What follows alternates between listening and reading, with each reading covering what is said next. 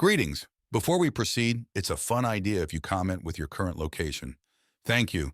Don't forget to like and subscribe. Let's make ourselves comfortable and begin.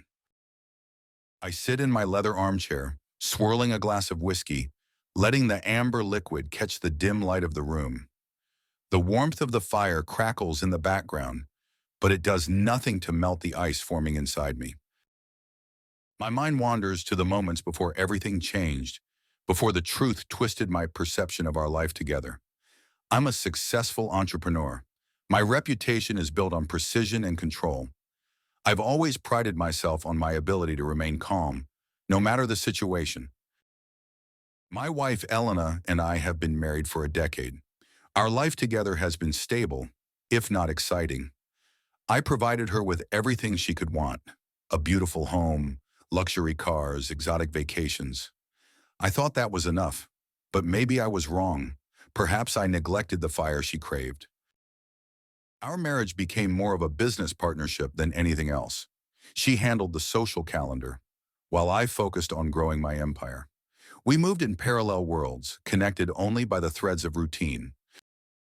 She was always at the gym or out with friends, her interests diverging further from mine with each passing year.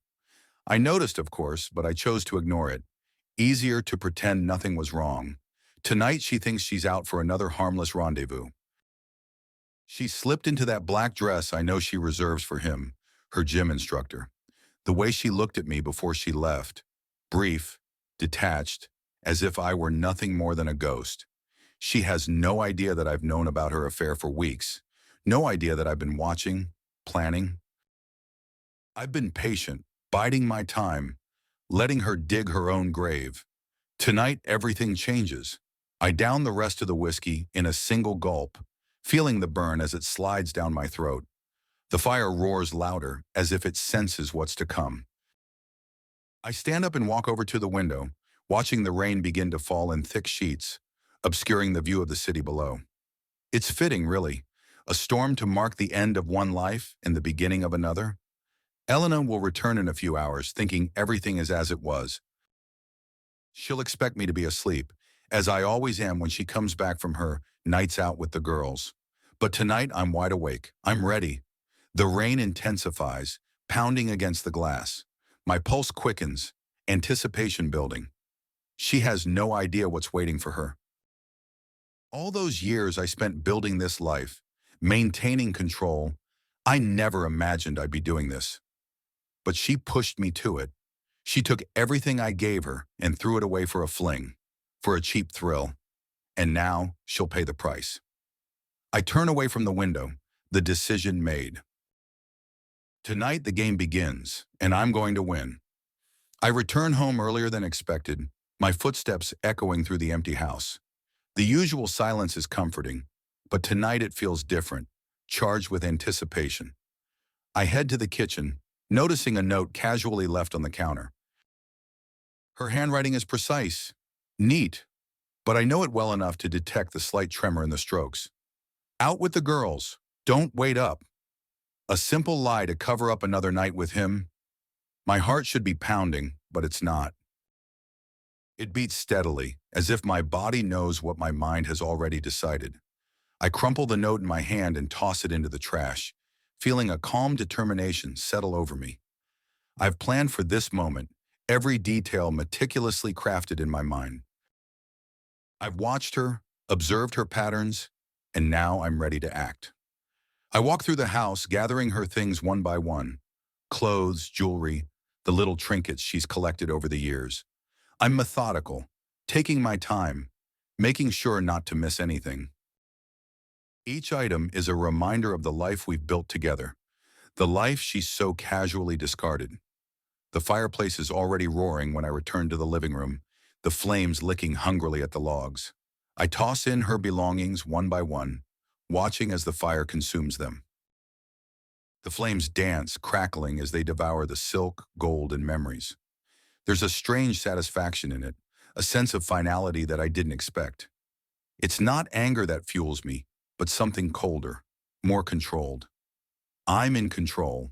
I've always been in control. As the last of her possessions turn to ash, I pick up my phone. I've rehearsed this call in my head 1,000 times, and now it's time to make it real. My fingers hover over the keypad for just a moment before I dial the number, my voice steady as I speak to the operator. I'd like to report a suspicious activity.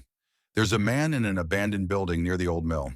He's been there for hours, and I'm worried something might be wrong. The operator assures me they'll send someone to check it out, and I hang up, feeling a sense of closure.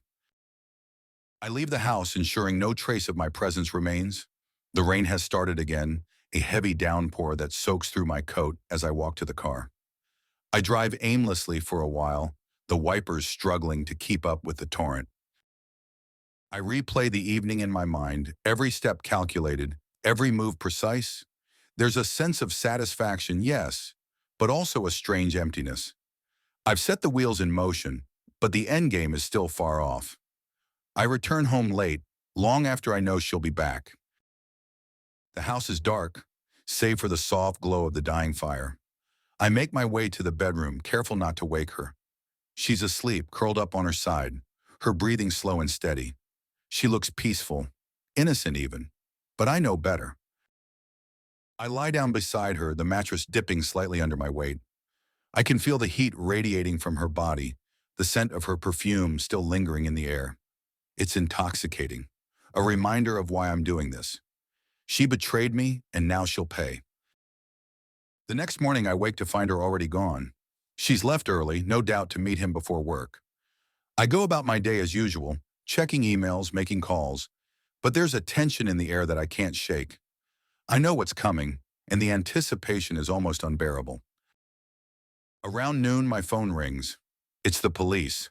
They've found a body in the old mill, and they're asking if I know anything. I feign surprise, concern lacing my voice as I listen to the detective's questions. A gym instructor?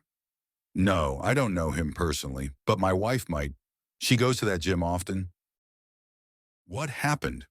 The detective's voice is calm, professional, but I can sense the underlying suspicion. They've found the body, but they haven't connected the dots yet. Not entirely. I hang up, my mind racing. They'll come for her soon, and when they do, her world will collapse. I've planned everything perfectly. Texts, receipts, a witness who saw them together. It's all falling into place just as I planned. But there's still a part of me that wonders if I've gone too far. The thought is fleeting, quickly dismissed as I remind myself of her betrayal. She deserves this. Hours pass, and I wait. The house feels colder, emptier, as if it knows what's coming. I sit in my office, staring at the clock, counting down the minutes. Then the doorbell rings. I don't move at first, letting the sound echo through the house. It rings again, more insistent this time, and I force myself to get up, to face what I've set in motion. Two officers stand at the door, their faces grim. "Mr. Reynolds, we need to speak with your wife." Their tone leaves no room for argument, but I play my part perfectly. "Of course, officers." "Is everything all right?"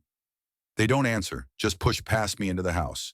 I lead them to the living room, offering coffee, pretending to be the concerned husband. Inside, I'm reveling in it, the tension, the fear in her eyes when she finally realizes what's happening. Elena arrives home a few minutes later, her face pale as she sees the officers waiting for her. "What's going on?" Her voice trembles, betraying her fear. I step forward, placing a comforting hand on her arm. "They just want to ask you a few questions, darling." "It's probably nothing." She looks at me, her eyes wide with panic, and I almost feel a twinge of guilt. Almost. They take her to the station, leaving me alone in the house that now feels like a mausoleum. I pace the floors, waiting for the call that I know will come. When it does, it's not from her, but from the detective. "Mr. Reynolds, your wife is being held for questioning in connection with the murder of her gym instructor. We'll need you to come down to the station." His words are measured, but I can sense the underlying suspicion. They're starting to put the pieces together, but they're looking in the wrong direction, exactly as I planned. At the station, I play the part of the distraught husband, my concern for her masking the satisfaction that bubbles beneath the surface. She's in a holding cell, her face pale, her hands shaking. She looks at me with a mix of fear and desperation, her voice trembling as she pleads, "I didn't do this. You have to believe me." I take her hands in mine, squeezing them gently, my expression softening as I say the words she wants to hear. "I believe you, Elena. We'll get through this." But inside, I'm laughing. She has no idea that I'm the one who put her there, that every piece of evidence pointing to her was carefully orchestrated by me. The questioning drags on for hours, the detectives probing, looking for cracks in her story. But there are none because she's telling the truth. She didn't kill him, but she doesn't know that I did. I can see the strain on her face, the way her composure starts to crack under the pressure. It's beautiful in a way, watching her unravel.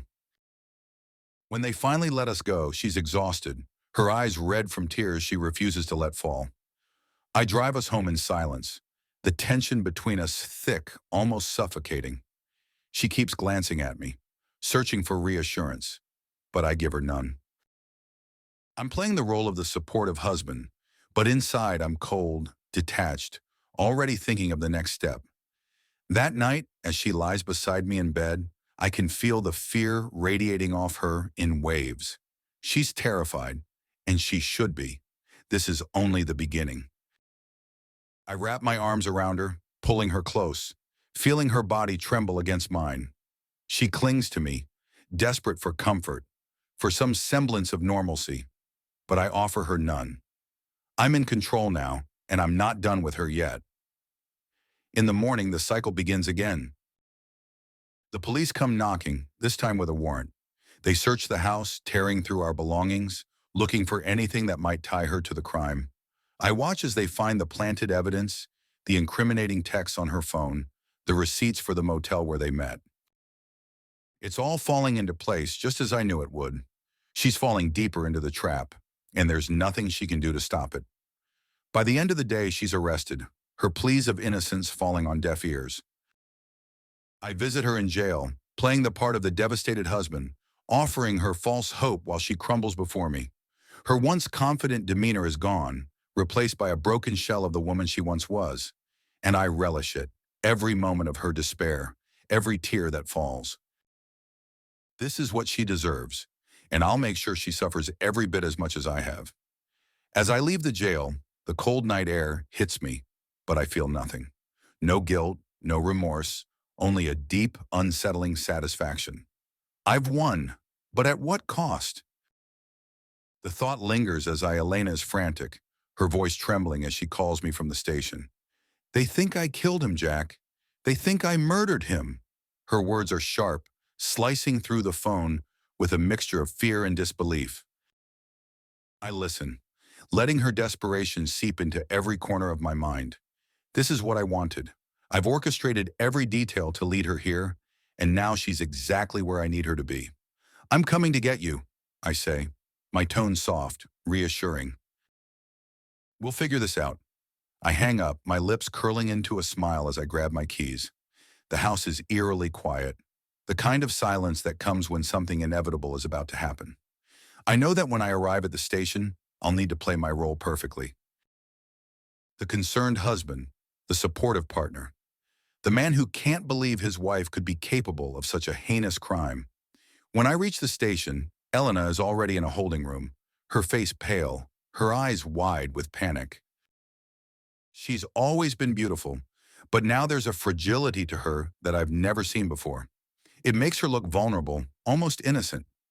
I push open the door and she rushes into my arms, clinging to me like I'm the only solid thing in her crumbling world. "I didn't do this, Jack," she whispers, her voice thick with tears. "You believe me, don't you?" I hold her close, feeling her body tremble against mine. "Of course I believe you," I murmur, stroking her hair. "We'll get through this. We'll prove your innocence." But inside, I'm reveling in her fear, her desperation. She has no idea that I'm the one who planted the evidence, that I'm the one who's been pulling the strings from the very beginning. I watch as she breaks down in front of me, her once confident demeanor shattered by the weight of the accusations against her. The next few days are a blur of police interviews, meetings with lawyers, and desperate phone calls. Elena tries to maintain her innocence, but the evidence against her is overwhelming, every piece of it meticulously crafted by me. The text messages between her and the gym instructor, the witness who saw them arguing before he was killed, and most damning of all, her fingerprints on the murder weapon. She's cornered, and there's no way out. I sit beside her during every interview, holding her hand, nodding in agreement as she protests her innocence. But each time, the detectives only press harder, their questions becoming more pointed, more relentless. I can see the toll it's taking on her, the dark circles under her eyes, the way her hands tremble when she thinks no one is looking. She's unraveling, and I'm savoring every moment of it. One night, after a particularly brutal interrogation, she collapses into my arms, her sobs racking her body. "Why is this happening, Jack? Why won't they believe me?" I cradle her against me, my hands gentle, comforting. "I don't know, Elena, but we'll find a way to prove you're innocent. We just need to stay strong." But she's already losing hope. I can see it in her eyes, the way they dart around the room, searching for something, anything that might save her. But there's nothing left to find. I've made sure of that.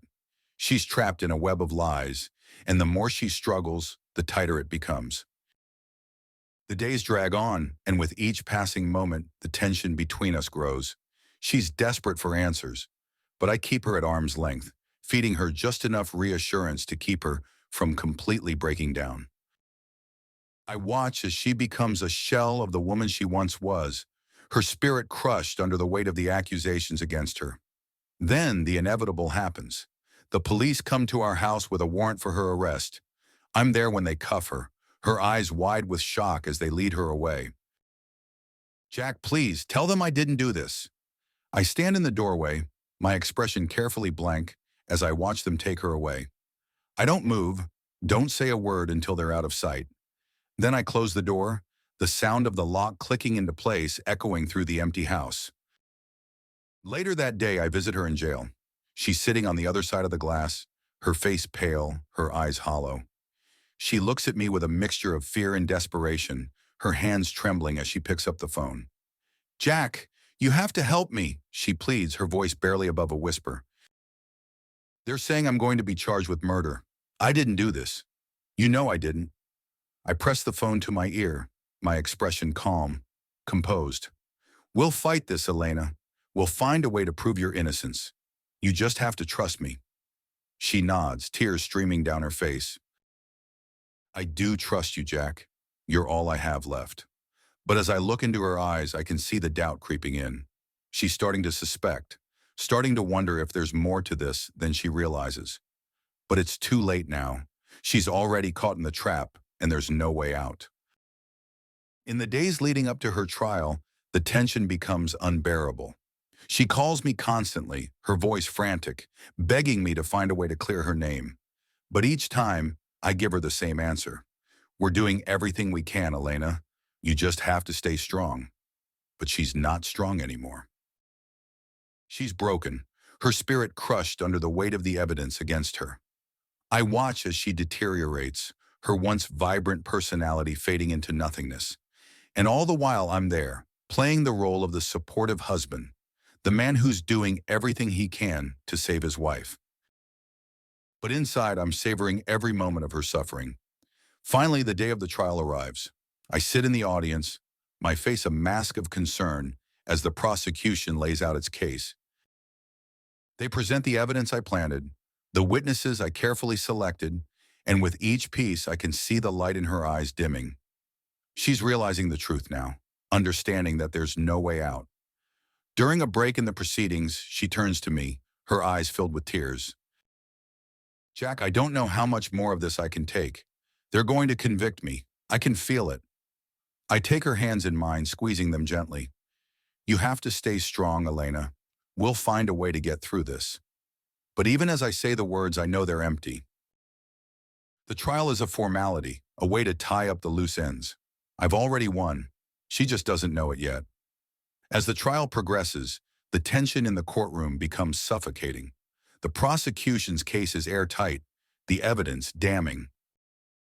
I watch as Elena's defense crumbles under the weight of the accusations, her lawyer's arguments growing weaker by the day.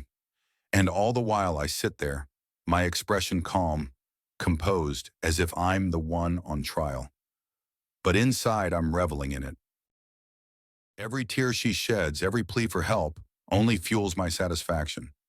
I've orchestrated this perfectly, and now I'm watching it all unfold exactly as I planned. The jury deliberates for only a few hours before returning with their verdict. Guilty. The word echoes through the courtroom, and I watch as Elena crumples in her seat, her face drained of all color. She turns to me, her eyes wide with shock, as if she still can't believe this is happening. Jack! Her voice is barely a whisper, the word a plea for help, for understanding. But I just stare back at her, my expression unreadable. She's finally realized the truth, finally understood that I'm the one who's been behind everything. But it's too late now. The game is over, and I've won. As they lead her away, I feel a strange sense of emptiness settling over me. I've achieved everything I set out to do, but the satisfaction I expected is elusive. I watch as she disappears from view, and for the first time, I wonder if I've gone too far. But the thought is fleeting, quickly dismissed as I remind myself of her betrayal. I leave the courtroom, the sound of the verdict still ringing in my ears. Outside, the world continues as if nothing has changed, but for me, everything is different. I've destroyed her, just as she destroyed my trust. But as I walk away, I can't shake the feeling that something is missing, that in winning I've lost something vital. I push the thought aside, forcing myself to focus on the next step. There's still more to do, more to accomplish. But as I drive home, the emptiness grows, gnawing at the edges of my mind. I've won, but at what cost?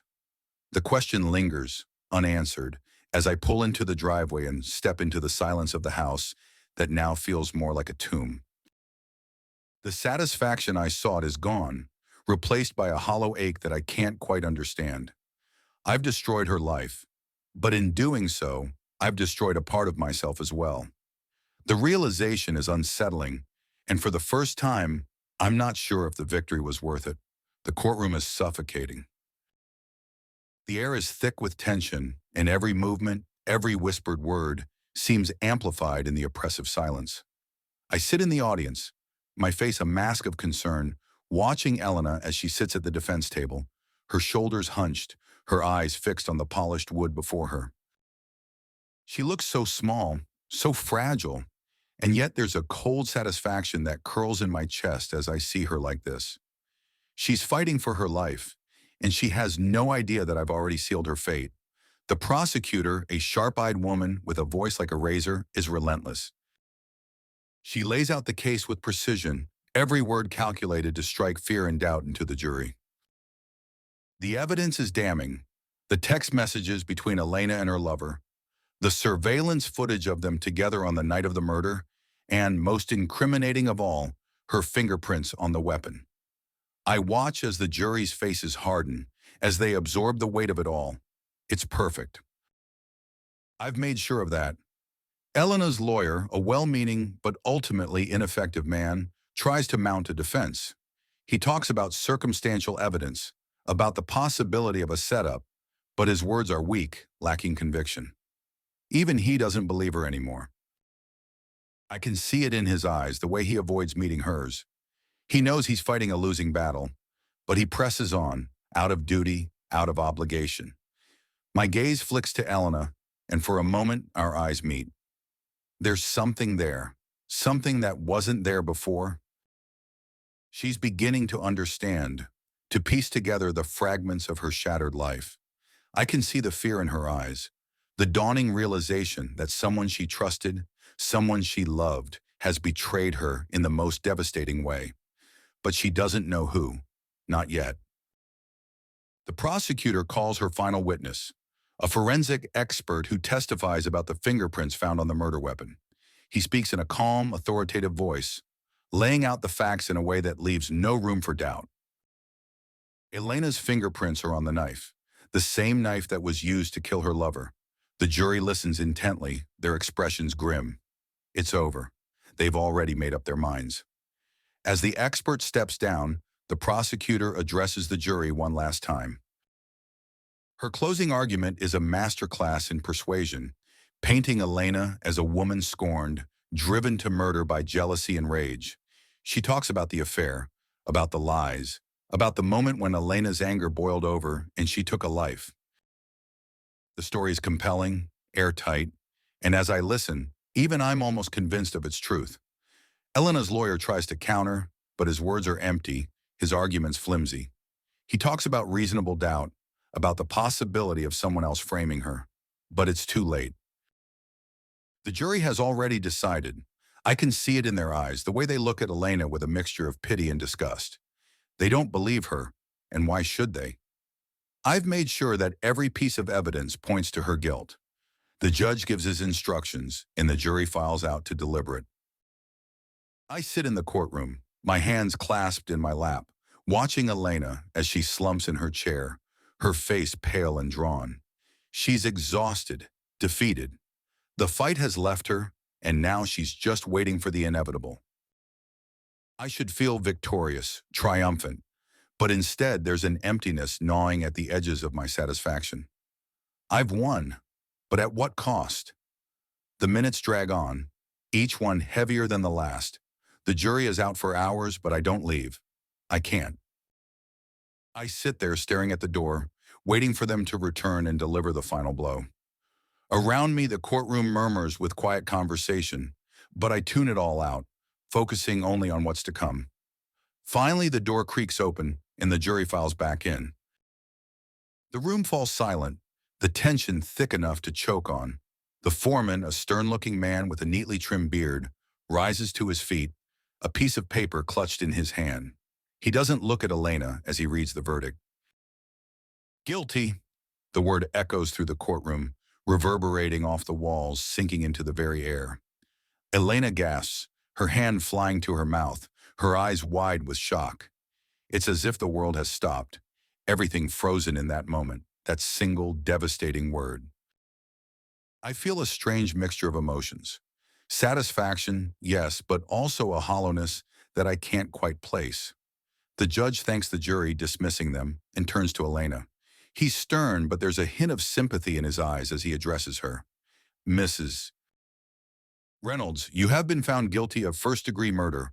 I hereby sentence you to life in prison without the possibility of parole. Elena's knees buckle, and she collapses into her chair, her face buried in her hands. I watch as the bailiffs move to take her away, her sobs filling the courtroom, the sound raw and broken. I should feel victorious. I should feel like I've achieved everything I set out to do. But as I watch her being led away, I can't shake the feeling that something is missing, that in destroying her, I've also destroyed a part of myself. I leave the courtroom, the finality of the verdict weighing on me. Outside, the world seems too bright, too normal, as if nothing has changed. But everything has changed. I've crossed a line, done something that can't be undone, and now I'm left to live with the consequences. Days turn into weeks and life goes on, but I can't escape the emptiness that has settled in my chest. I replay every step, every moment of our marriage, every choice that led us here. I tell myself that I've won, that I've taken my revenge and made her pay for her betrayal. But the satisfaction I expected is elusive, slipping through my fingers like sand. I visit her in prison, a duty I perform with mechanical regularity. She looks worse every time I see her, the life drained from her eyes, her once vibrant personality reduced to a shadow. She barely speaks now, just stares at me with those hollow eyes as if she's trying to figure out where it all went wrong. I sit across from her, the glass separating us, and I can see the faint spark of realization flickering in her gaze. She's beginning to suspect, to understand that I'm not the man she thought I was, but she doesn't have the strength to confront it, to confront me. Each visit leaves me more unsettled, more hollow.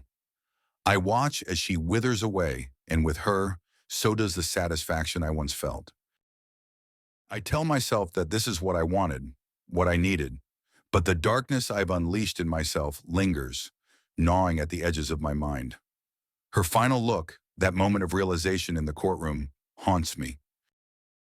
It's as if she's still with me, a ghost that I can't shake, a constant reminder of the lengths I've gone to for revenge. At night, when the house is silent, I lie awake, staring at the ceiling, questioning everything. I've destroyed her life, but at what cost? I can't escape the feeling that I've become something monstrous, something twisted and broken. The man I was before, the man who loved her, is gone, replaced by someone I barely recognize. I push through the days, going through the motions of my life, but it all feels hollow, meaningless. The victory I sought has turned to ash in my mouth, leaving only a bitter taste of regret. I wonder if this is my punishment, the price I must pay for what I've done. I've won, but in winning I've lost something vital, something that I can never get back. And so I'm left with nothing but the echo of her final look, the haunting knowledge that in destroying her, I've destroyed myself as well. I wake up each day to an empty house, the silence pressing in on me like a heavy weight. There's no sound of Elena's laughter, no rustle of her moving through the rooms, and the absence is almost unbearable. I thought this would bring me peace, but instead, it's left a gaping void that I can't seem to fill. I go through the motions, breakfast, work, meetings, but everything feels hollow as if I'm just a shadow of the man I used to be. I should feel victorious, I've won, I've taken my revenge, and she's paying the price. But instead of satisfaction, there's only a gnawing emptiness that I can't escape. I replay every moment, every calculated step that led to this, trying to convince myself that it was worth it. But the more I think about it, the more I wonder if I've destroyed something far more valuable than her trust. Work offers little distraction. My office is a sterile environment, all glass and steel, a reflection of the life I've built. But even here, where I used to find solace, I'm haunted by her final look, the way her eyes met mine in the courtroom, full of disbelief and dawning horror. It plays on a loop in my mind, an echo that I can't silence. Colleagues notice the change in me. They ask if I'm all right, if I need time off, but I brush them off with a smile that feels like a lie. I can't afford to take time off. Time off means more time to think, more time to dwell on what I've done. So I bury myself in work, pushing forward with projects, attending meetings, trying to pretend that everything is normal. But nothing is normal anymore. Nights are the worst. The house feels like a tomb, cold and empty, filled with shadows that creep into the corners of my mind. I lie awake, staring at the ceiling, my thoughts churning with guilt and regret. I can't escape the feeling that I've become something monstrous, that in my pursuit of revenge, I've lost something vital, something that made me human. I start avoiding the places we used to go together, the restaurants, the parks, even the gym. They're all haunted by memories of her, and I can't face them.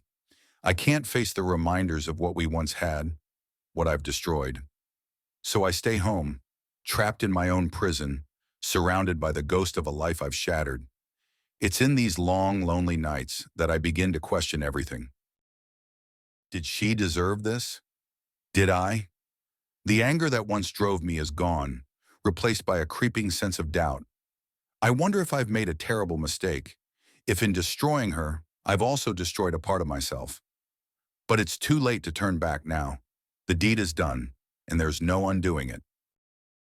One night, I'm sitting in the living room, nursing a glass of whiskey, when I hear a knock at the door. The sound startles me. I'm not expecting anyone. I set the glass down and go to the door, my heart pounding with a mixture of fear and anticipation. When I open it, there's no one there, just an envelope lying on the welcome mat. I pick it up, my hands trembling slightly as I tear it open. Inside is a single sheet of paper, folded neatly in half. The handwriting is unmistakable. Elena's. My breath catches in my throat as I unfold it, my eyes scanning the words. Jack, I forgive you. The words are simple, but they hit me like a punch to the gut. I stagger back, clutching the letter, my mind reeling. How could she forgive me? After everything I've done, after all the pain I've caused her, how could she possibly forgive me? The letter falls from my hands, fluttering to the floor like a dead leaf. I collapse onto the couch, my head in my hands trying to make sense of it. This wasn't supposed to happen. She wasn't supposed to forgive me. She was supposed to hate me, to curse my name, to spend the rest of her life consumed by the same bitterness that consumed me. But instead, she's forgiven me, and the weight of that forgiveness crushes me. I don't know how long I sit there staring at the letter on the floor, my mind racing. I feel like I'm losing my grip on reality, like everything I've done, everything I've planned is unraveling before my eyes. The revenge that once seemed so sweet now feels like ashes in my mouth, and I can't escape the feeling that I've made a terrible mistake. Days pass, and I try to put the letter out of my mind, but it haunts me. I carry it with me, tucked away in my pocket, a constant reminder of what I've done and the forgiveness I don't deserve. I try to focus on work, on rebuilding my life, but the emptiness inside me only grows. I start avoiding people, retreating further into myself. I cancel meetings, decline invitations, and spend more and more time alone in the house that now feels like a prison. The walls seem to close in on me, the silence growing louder with each passing day. I'm drowning in my own guilt, suffocating under the weight of my own actions. One night, as I'm lying in bed, staring at the ceiling, the thought occurs to me, what if I'm the one who's been trapped all along? What if, in my quest to punish her, I've only managed to imprison myself? The realization hits me like a freight train, and I can't breathe. I sit up, gasping for air, my heart pounding in my chest. I've won, but the victory is hollow. I've destroyed her life, but in doing so, I've also destroyed mine. I'm left with nothing but the ruins of what once was, and no way to rebuild. The life I had, the man I was, is gone, replaced by this empty shell that I can barely recognize. I start to wonder if there's any way out of this, if there's any way to redeem myself. But the darkness I've unleashed in myself lingers, a constant reminder of the lengths I went to for revenge. I've become something monstrous, and there's no going back. The days blend together, each one more suffocating than the last. I barely eat, barely sleep, consumed by the guilt that gnaws at me like a ravenous beast. I can't escape it, can't outrun it. It's always there, lurking in the shadows, waiting to consume me whole. I try to find solace in the things that once brought me comfort, work, hobbies, even alcohol, but nothing fills the void. The thrill is gone, replaced by a deep, aching emptiness that nothing can fill. I'm adrift, lost in a sea of my own making, with no hope of rescue. And all the while, Elena's letter haunts me. I read it over and over, trying to make sense of it, trying to understand how she could forgive me. But there are no answers, only more questions, more doubt. I can't escape the feeling that I've damned myself, that in seeking revenge, I've only managed to destroy the one person who ever truly loved me. The emptiness grows, spreading like a cancer until there's nothing left but a hollow shell where my heart used to be. I've won, but at what cost? The question lingers, unanswered, as I sit alone in the dark, the letter clutched in my hand, the weight of my actions pressing down on me like a leaden shroud. I'm free, but the freedom is a lie. I've imprisoned myself in a cage of my own making, and there's no way out. The darkness I've unleashed has consumed me, and now I'm left with nothing but the wreckage of a life I can never rebuild. Months have passed since the trial, but the memory of it lingers like a shadow that won't fade. I've tried to move on, to push it all to the back of my mind, but the darkness I unleashed refuses to let me go. I go through the motions of my life, work, meetings, social events, but it all feels empty, like I'm playing a part in a play that no longer makes sense. The satisfaction I once craved has turned to ash, leaving me with nothing but a hollow victory. Then one day an envelope arrives in the mail. It's plain, unremarkable, but as soon as I see it, my heart skips a beat. There's no return address, but I know it's from her. My hands tremble as I tear it open, pulling out a single sheet of paper. The handwriting is neat, familiar, but there's something different about it now. Something steadier, more resolved. Jack, I forgive you. The words hit me like a punch to the gut, just as they did the first time. But there's more this time. A second line that wasn't in the first letter. I hope you can forgive yourself. I stare at the words, my mind reeling. How can she forgive me? How can she wish me peace after everything I've done? I crushed her, destroyed her life, and yet here she is, offering me forgiveness I don't deserve. I feel a wave of nausea, the room spinning as I try to make sense of it. I've won, but this doesn't feel like victory. It feels like defeat. I sit down heavily on the couch, the letter clutched in my hands. I can't stop reading those words over and over, as if they'll somehow change if I look at them long enough. But they don't. They stay the same, a testament to the strength she has that I never saw before. She's stronger than me. She's won in a way I never anticipated, and the realization leaves me hollow. I start to retreat from everything. Work, friends, the world outside. The house becomes my sanctuary and my prison. I can't face people, can't face the questions in their eyes, the unspoken judgment. I know what they think of me, even if they don't say it out loud. I've become the man who lost his wife, the man whose life fell apart. They don't know the truth, but it's there, festering in the silence between their words. The days blur together, each one the same as the last. I barely eat, barely sleep. The only thing that keeps me going is the thought of that letter, the forgiveness I don't deserve but can't seem to stop thinking about.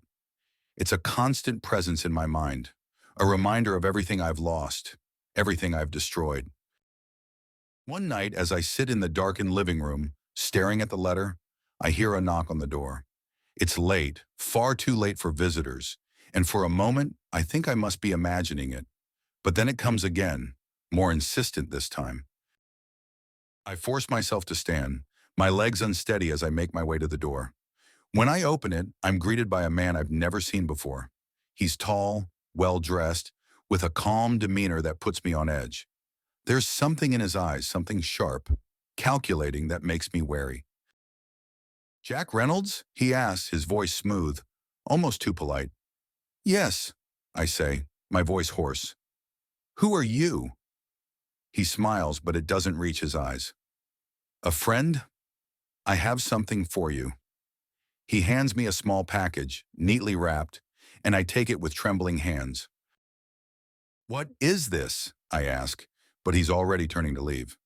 Open it, he says over his shoulder, and then he's gone, disappearing into the night like a shadow. I close the door, my heart pounding as I look down at the package. It's light, almost weightless, but it feels heavy in my hands. I tear off the wrapping, my breath catching as I see what's inside. It's a book, worn and old with no title on the cover. I flip it open, and a piece of paper falls out, fluttering to the floor. I pick it up, my hands shaking as I read the words scrawled on it. You need to know the truth. My pulse quickens, fear and curiosity warring in my chest. What truth? I flip through the pages of the book, but they're blank, every single one. I'm about to toss it aside in frustration when I notice something. An indentation on one of the pages, as if something was written there and then erased. I hold the page up to the light, squinting as I try to make out the faint lines, and then I see it. Words, faint but legible, hidden in the shadows of the paper. I trace them with my fingers, my heart hammering in my chest as I read the message. You were not the only one with secrets. The words send a chill down my spine. What does this mean? I flip through the book again, desperately searching for more, but there's nothing. Just that single cryptic message, taunting me with its ambiguity. I sit down heavily, the book in my lap, my mind racing. What secrets did she have? What is this supposed to mean? I can't sleep that night. My mind's spinning with questions I can't answer. The next morning, I'm a mess. My thoughts scattered, my nerves frayed. I can't focus on anything, can't think straight. All I can do is obsess over that message, over the idea that maybe, just maybe, I didn't know everything about her. That maybe in my quest for revenge, I missed something important. I start digging through the house, searching for anything that might give me a clue. Old letters, emails, journals, anything that might reveal what she was hiding. But there's nothing. Nothing except the echo of her presence, the ghost of the woman I destroyed. I'm left with more questions than answers, and the frustration gnaws at me like a hungry animal. Weeks pass, and I become consumed with the idea that there's something I've missed, some piece of the puzzle that will finally make everything make sense. I spend hours poring over old memories, replaying conversations in my mind, trying to piece together the truth. But it's like chasing shadows. Every time I think I'm close, it slips away, leaving me more lost than before. And all the while, that letter haunts me. Her forgiveness, her hope that I can forgive myself. It's a weight I can't carry, a burden that grows heavier with each passing day. I can't forgive myself. Not now, not ever. Not after what I've done. I destroyed her, and in doing so, I destroyed myself. One night, as I sit in the darkened living room, the book in my lap, I make a decision. I can't keep living like this. Can't keep drowning in this sea of guilt and regret. I need to know the truth, whatever it is, and I need to face it head on. It's the only way to find any kind of peace, the only way to escape the darkness that's consuming me. I pick up the phone and dial a number I haven't called in months. It rings twice before a familiar voice answers. "Jack," she says, her voice tinged with surprise. "What is it?" "I need to talk to you," I say, my voice trembling. "I need to know the truth." There's a pause, and for a moment, I think she's going to hang up. But then she sighs, and I can hear the weariness in her voice. "Come to the prison," she says. "Tomorrow. We'll talk." The line goes dead, and I'm left staring at the phone, my heart pounding in my chest. I've made my choice, and there's no turning back now. Tomorrow I'll face her, and I'll finally learn the truth. The truth I've been too blind to see, the truth that might destroy me once and for all. The next morning I drive to the prison, my hands gripping the steering wheel so tightly that my knuckles turn white. The building looms ahead, cold and unyielding, a monument to the choices I've made. I park the car and sit there for a moment, gathering my courage, before finally stepping out and walking towards the entrance. The guard checks my ID, then leads me through the maze of hallways to the visitors area. My heart is in my throat, my mind racing with 1,000 thoughts. And then I see her, sitting on the other side of the glass, her face pale, her eyes weary. She looks older, thinner, but there's a strength in her that I can't ignore. I sit down, picking up the phone on my side of the glass, and she does the same. For a moment, neither of us speaks, the weight of everything we've done hanging between us like a storm cloud. Then she breaks the silence, her voice steady, unflinching. "You wanted the truth," she says, her eyes boring into mine. "So here it is, Jack. I knew what you were planning. I knew, and I let it happen." Her words hit me like a sledgehammer, and I can't breathe. "What are you talking about?" I manage to choke out. "I knew about the evidence you planted," she continues, her voice calm, almost detached. "I knew, and I let you. I sit alone in the house that was once filled with the warmth of a life I thought I understood." The rooms echo with silence, a constant reminder of what I've done, of the life I've destroyed. I stare at the walls, at the empty spaces where memories used to reside, and I'm left with nothing but the weight of my choices. The letter from Elena lies on the table in front of me, its words seared into my mind. "I forgive you." 3 words that have undone everything I thought I knew. She forgives me, and yet I can't forgive myself. The darkness I unleashed, the man I became, it's all still here, festering inside me, a constant reminder of what I've lost. I replay every step, every calculated move that led us here. The way I watched her, the way I manipulated her life until there was nothing left but the ruins of what we once had. I told myself it was justified, that she deserved to pay for her betrayal. But now, sitting in the cold emptiness of this house, I realize that I was wrong. I've destroyed her, but I've also destroyed myself. The man I was, the man I could have been, is gone. The days pass in a blur, each one blending into the next. I move through the motions of life, but it all feels hollow, meaningless. Work, once a refuge, offers no solace. I can't focus, can't find the drive that once fueled me. Everything feels distant, disconnected. The thrill of victory has turned to ash, leaving behind only a bitter taste of regret. I've tried to find distractions, tried to fill the void with anything I can. Alcohol, work, meaningless encounters. But nothing eases the emptiness. The more I try to escape, the more I realize that there's no escaping this. The darkness I unleashed is a part of me now, a shadow that follows me wherever I go. And then there's the future, stretching out before me like a vast, empty wasteland. I've thought about leaving, about starting over somewhere new, but I know that no matter where I go, I'll carry this with me. The weight of my choices, the consequences of my actions, they'll follow me to the ends of the earth. There's no escape from what I've become. Sometimes late at night, when the house is at its quietest, I think about what it would be like to end it all. To stop the pain, to find some kind of release from the endless cycle of guilt and regret. But even in those darkest moments, I know that it wouldn't change anything. The damage is done, the scars too deep. Ending it would only be another escape, another way to avoid facing the truth. So I stay, trapped in this house, in this life I've built and destroyed. I move through the days like a ghost, haunted by the man I was, the man I could have been. The future holds nothing for me but more of the same, a never-ending cycle of emptiness and regret. But then in the midst of all this darkness, there's a flicker of something else, a small, fragile hope that maybe, just maybe, I can find a way to live with this, to find some kind of redemption, even if it's just a small one.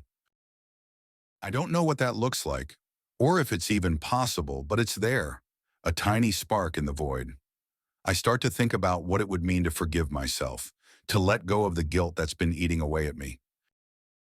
It's a daunting thought, almost impossible to imagine, but it's there, gnawing at the edges of my mind.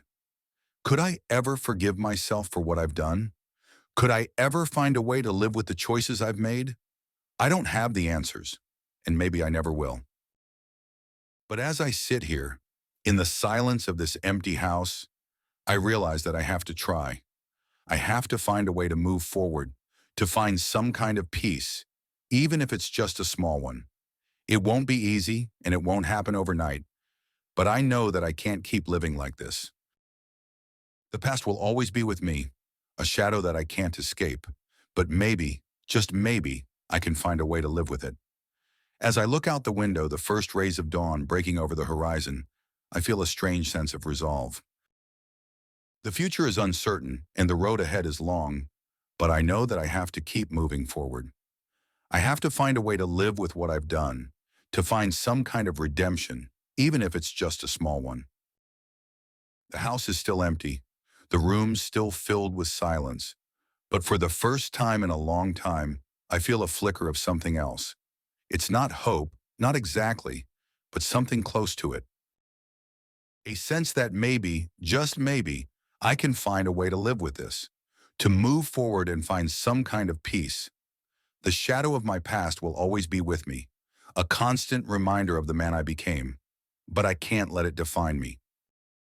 I have to find a way to move forward, to live with the choices I've made, and to find some kind of future, even if it's just a small one. And so, as the dawn breaks over the horizon, I take a deep breath and stand up. The road ahead is long and the path uncertain, but I know that I have to keep moving forward. The past is behind me, and the future, whatever it holds, is mine to face.